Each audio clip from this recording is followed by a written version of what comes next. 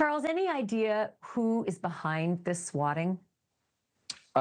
No idea. I mean, we've asked police. They want to try and track those things down when it happens, but they don't know on this one. And they, I think they figured out pretty quickly when David's parents came to the door that that's what was going on here. They didn't see any activity, and the area where their home is in a very rural area. It's not like there's a lot of houses around.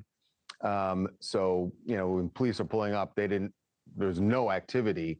It would have been pretty obvious to them if there was some crisis going on as they pulled up. Sure, but you can't escape the date, September 18th, and it's a day after the LA house that he was renting was raided. Coincidence or something more? It does seem strange to say that this is coincidence, and his parents said to the police, somebody is messing with us. And clearly, even if David wasn't at the house, his parents are aware of what's going on back in LA.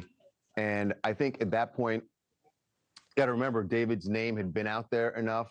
It was easy enough to know where he's from in Texas, that this was likely someone who's been watching the investigation and has strong feelings about it and decided to prank the home where his parents live, perhaps even doing it thinking that David was there. Because remember, even when the police executed their search warrant, we hadn't seen David in public. Everyone was wondering where he was. And we now know that the day after that search warrant, he moved out of the house. But we haven't seen him since. So, I'll be honest, Ashley, when we got this body cam, the main thing we were looking for, we knew at the point we ordered the body cam, we got it from police. We knew that this was a swatting incident.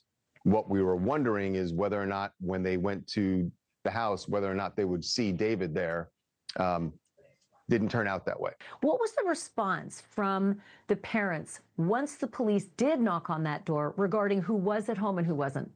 So they said to the police that their daughter was there and also their son, which immediately we thought, oh, is that David? Did she just confirm that David's there? We went back and looked and found that we knew that David had a younger sister. There was also a younger brother who clearly lived there with their parents. They're both minors. So that's who we think they're talking about. Is it possible that David was there and they just didn't say anything?